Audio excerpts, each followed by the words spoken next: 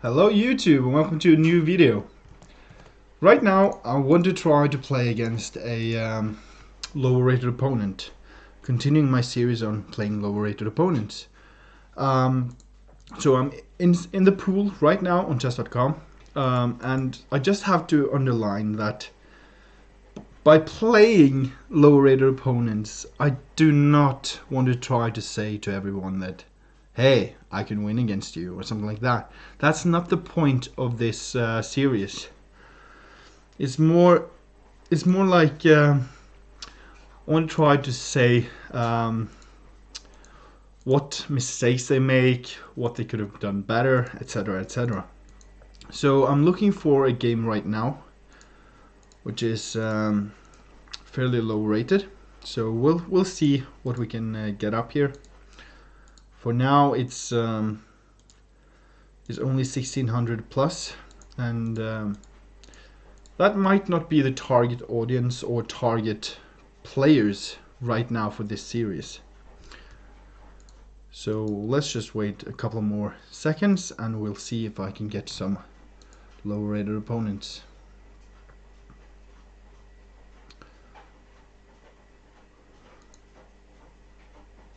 Okay, so I'm playing against Knish, which is rated 823, and he's from Finland, it looks like.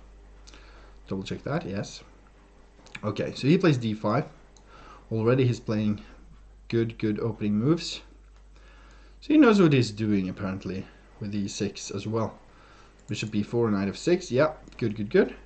So this guy knows his theory, and that's kind of fun. Again, he could opt for bishop b4. Also bishop e7 is a good move. So far he's playing very sensible and very good. So this is just a standard line, so to speak, in the Queen's Gambit declined.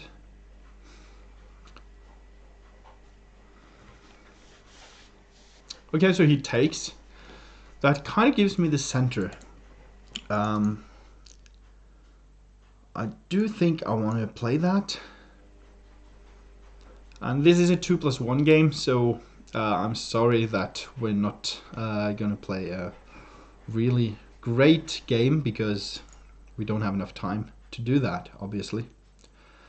But we have enough time to actually analyze the position just a tiny bit. And so far my opponent is playing really well. c6 as well is a great move. Just stopping knight b5 or even this pawn push for now. But he wants to play his knight to d7, and possibly he can play a5 and b5 or even b5 right away. That is also a bit of a weakening move, but he can do it and then follow up with c5 later on. But then the c6 pawn push would have kind of been a bit wasted, so to speak. But okay. I think we're going to drop back here. The reason for that, instead of bishop to b3, is that on b3 it has nothing, while on d3 it targets the h7 pawn. Okay, let's castle. He is playing really sensible moves here. Like black has minimal space as of now, so he has to keep on just making sure that everything holds together before unleashing anything towards white. But I hope that we will see c5 soon, so that okay, it is still in the preparing process. He is preparing it, and I like that. Let's play bishop back to b1, allowing a battery here later on. Okay, knight b d7, that's fair. Sensible move. Now I could play d5, so let's look at d5. Pawn takes, pawn takes, pawn takes, knight takes, knight takes, and I actually end up losing a pawn there.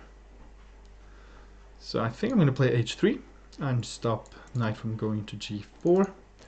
And now I think I'm going to take. And if knight takes, maybe knight to e5. Kind of like that move. Let's play knight to e5, and I have 30 seconds left. My opponent is up on the clock, and he is playing very well. I love it when my opponents really know what they're doing. So now I'm targeting this e6 pawn if he tries to push f6. That's essentially what that's all about.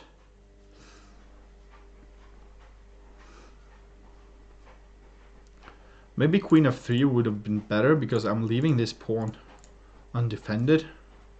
I'm going to take this.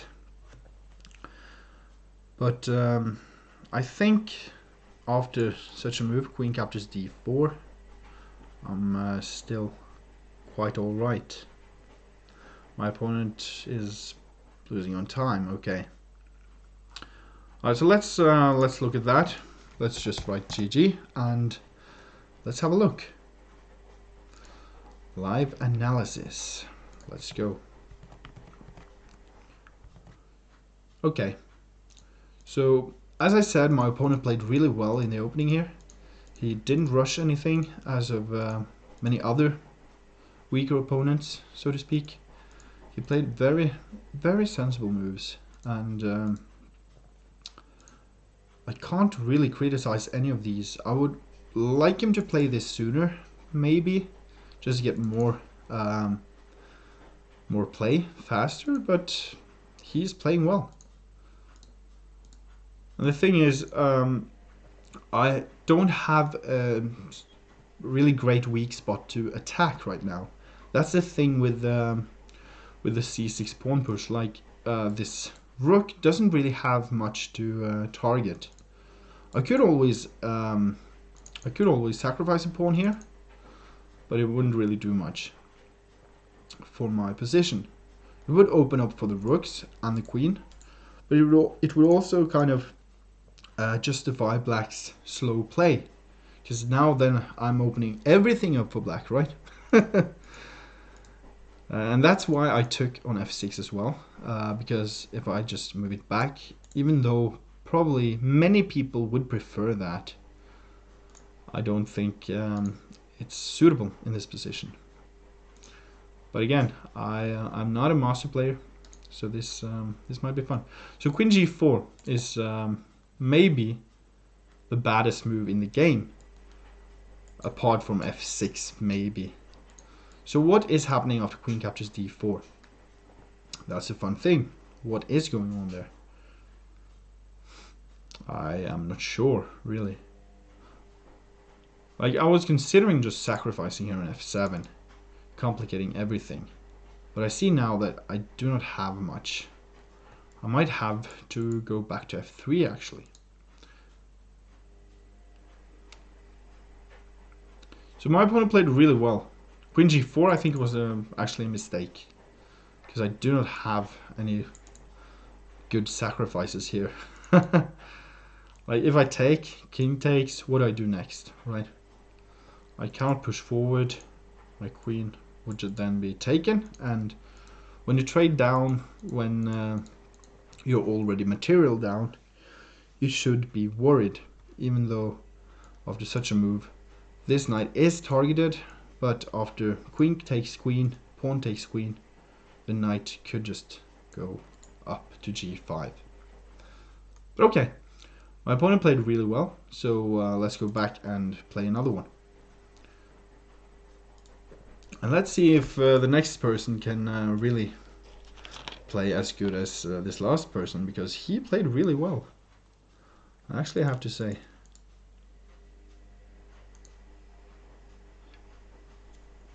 Okay, I was a bit too late to click on that.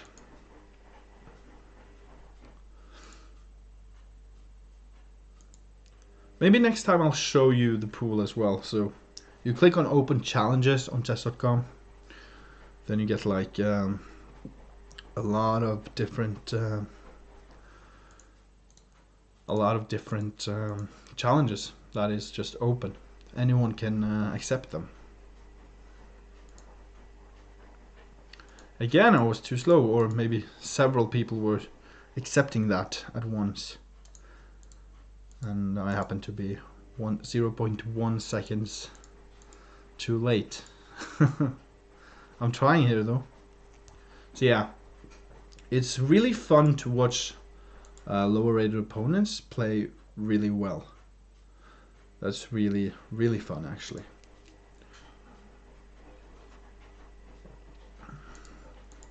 Can we get in a couple more games? That's my question. All right, another 2+1. No, it did not go through. What is going on here? That is so ridiculous. So I'm clicking on everything here, but it doesn't seem like I get the chance to play them. They're just getting accepted before I manage to click on them. There we go, against another Norwegian, Rock and Roll 64. I guess let's play something that this person might be a bit afraid of. Nope, he is not. So I'm playing the Benoni, or the I think it's the old Benoni. But just capturing a pawn just like that doesn't make it doesn't make sense to many players. Just that the other player is just giving away a pawn for free there. But this is actually quite decent play. So he's giving it back immediately. I think that's a good idea. Don't try to hang on to that. Then all your pieces will just be targeted on that pawn, protecting it. Instead, keep developing and just hope for the best. Okay, so now he maybe wants this or this in. So I'm just going to bring my bishop back.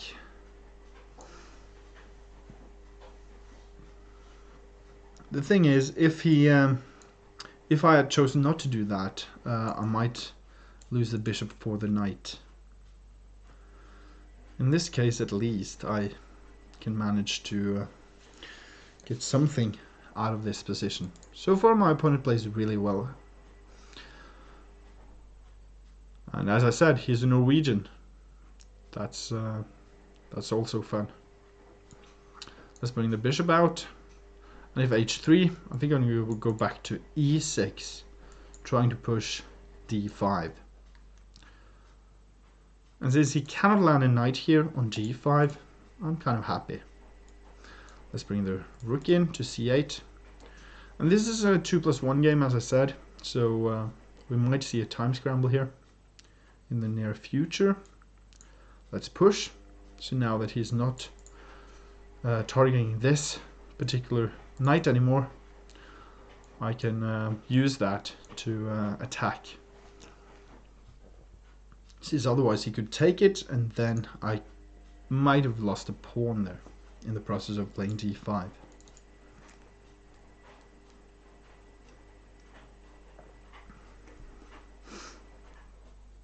Okay. Bishop f6. Holding this and also targeting b2. Maybe I can opt for something like e4. But yeah, my opponent is playing well. Again. And I'm sorry about the background noise if you hear anything. It's a washing machine. I had to put that on. It's kind of stupid to do that right before a stream or a YouTube video, but that's just the way it is. Okay, so now I think I can take and then push e4. I think he fell into a tactical shot here. So after takes, or takes, then I can push and attack both the bishop and the rook here on a1. It doesn't matter even if he does that.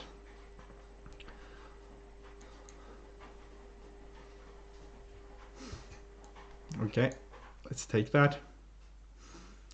And should we go all in here, trying to get to this pawn? I think so. So c4 might be the best choice here for white. c3, okay, also ideal. I think now I will play knight to e2, just targeting this pawn again, forcing him to push. Okay, he takes on b7. Guess then we're gonna take here.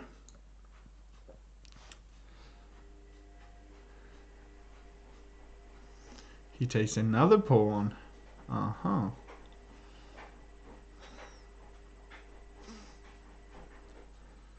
So should we go here now? Probably not. Let's go here. Or even here. So he doesn't have bishop to d4. He might have bishop there. Then I can take it, I think.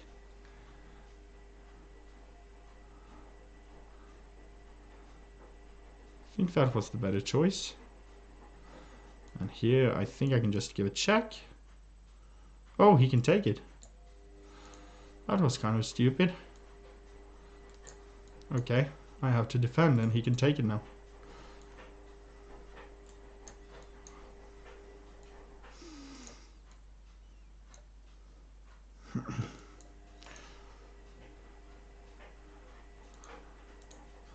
Okay, I'm losing. Check, take here.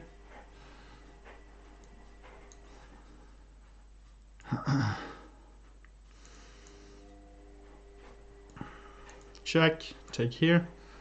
So I made the worst move in the position. I actually just gave up my rook there. Alright, he didn't want to play another one. So let's go through that one. That was really, really poor play. And my opponent was really a challenge. I had no time left. Where's the analysis? Here we go. So yeah, as I said, my opponent just played really well. Even though I managed to win the exchange, I didn't know what to play in the time scramble that we ended up in, and I was not aware of much. So good game to my opponent for sure. With more time on the clock, he would definitely have won that. So there's not really much to say in this position. White has a lot of space, but so does black. White would like probably to play f4 at some point, just getting his rook open on the f-file, and also getting his queen over to the king side here. Just launch an attack, pretty much. But so far he did not go for this particular line with f4, or moving the knight and then f4. He instead went b3 right here, and that is a mistake because of the tactical shot you just saw. Bishop takes, queen takes, rook takes, and bishop takes. Now we see e4. And I can take the rook, as we saw. I think a better move would be something like c3. Just not letting this bishop get too far. But even then, I think black is slightly better because of the active pieces.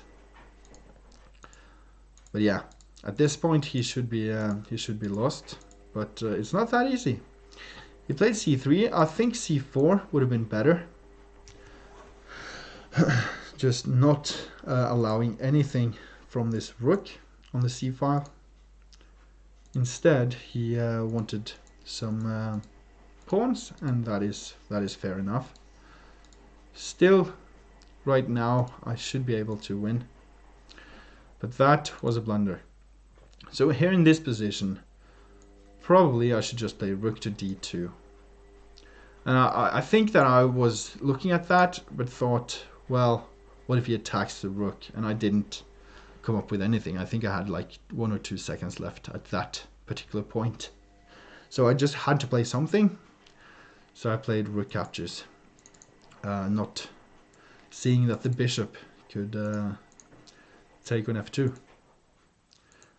And that's a critical point. That's something that can turn any game to the worse. And again, maybe this would have been good. I'm not sure. And there's like so.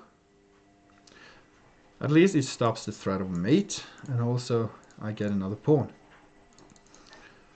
once he didn't take it. But yeah, here I'm forced to do something, and what do? I can still probably do this, but then I don't have rook here because the rook is on the d file instead of the e file. So this rook would still be hanging. And if I try something like that, then, well, checkmate in 2. Puzzle rush. So I had to avoid that, and that's why I played rook to e8 instead. And here I was so low on time, I really didn't have the chance to do anything. And here, of course, I should have moved my knight. Instead, I played h5.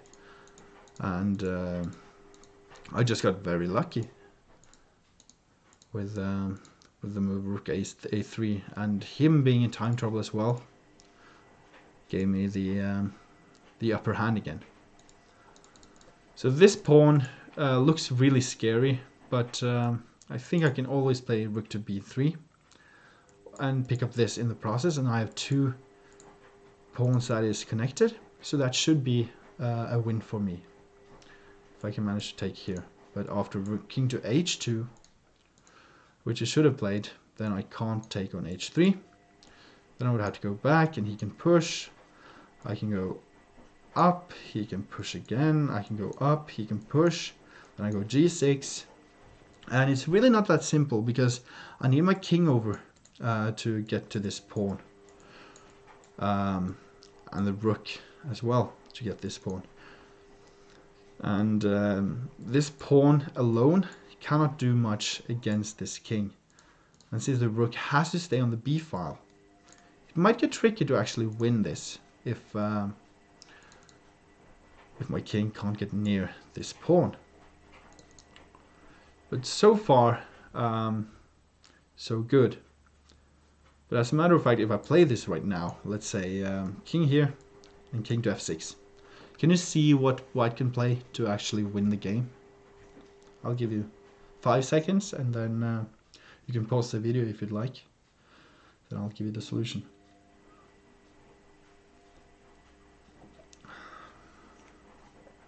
Okay, so rook to f8 is the correct answer there. It's a check, and I have to move my king, and after that he pushes and queens. So let's see that in action. Rook f8, king to e7, trying to get near or closer to the pawn, but then b8 equals queen, and I have to give up my rook or keep the rook, but then leave white with a queen and rook versus a rook. And this is just game over for black. Okay, good game to my opponent. Again, he played really well. So let's find one more player to play against before I end this.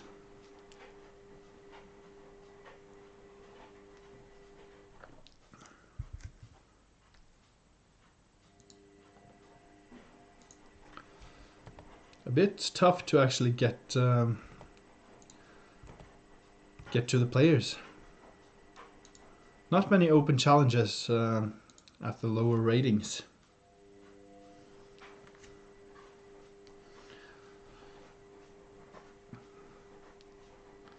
But I hope we can do something here. Okay, 1 minute game is too fast. Although I think that would be fun. I don't think that's nearly suitable for this series.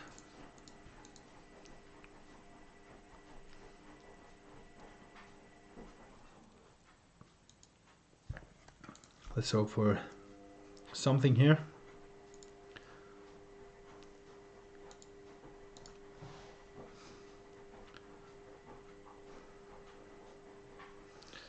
So there is a 960 game here.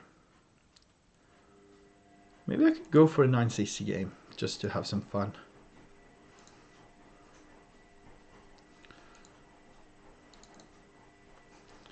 I can't actually accept that for some reason. Okay. That's a shame. 960 is a game where you play with random placed pieces from the starting position. So there are a few rules to that. There has to be a rook on each side of the king, and the bishops has to stay on different colors. But other than that, there's no significant rule for the starting position. And that's what makes it so fun, because there's no chance that you can actually have studied all the different kind of openings for that particular position, or starting position at least. But it doesn't look like I get another game here. It doesn't look like there's any open challenges right now. Ah, there we go. Okay. So we're playing as a 161 rated player. That was the only thing I got under 1000. My opponent plays e4, e5. That's aggressive. Really aggressive. So we might be dealing with a magician here, guys. He goes for the initiative. I like that. I'm going to pre-move knight to f3.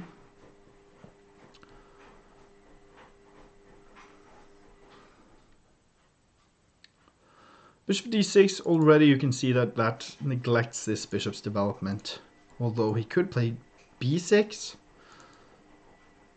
knight to c3, and maybe after that bishop to g5 or bishop d2, depending on if this bishop goes to b4 or not. Okay, bishop g5. So again, he's neglecting this bishop's development. Alright, let's just bring that bishop back and hope that he plays g5. That's another kind of weakening move. And I'm unsure if he plays g5, if I should take with my knight there or not. Okay, so he attacks the b2 pawn. That's a fair point. But he left something behind. I think maybe he did that earlier. He actually did that on this move, and I didn't notice. That's fun.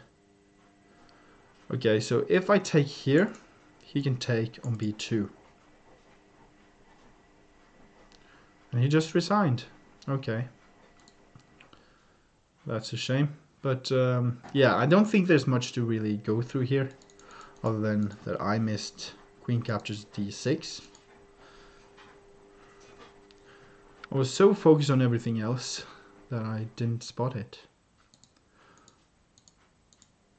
So I'm playing quite bad, actually. Maybe this is my rating level. So the thing is, if queen captures d6, queen captures b2, that's what I had to calculate, because after queen captures b2, he's attacking both the rook and the knight.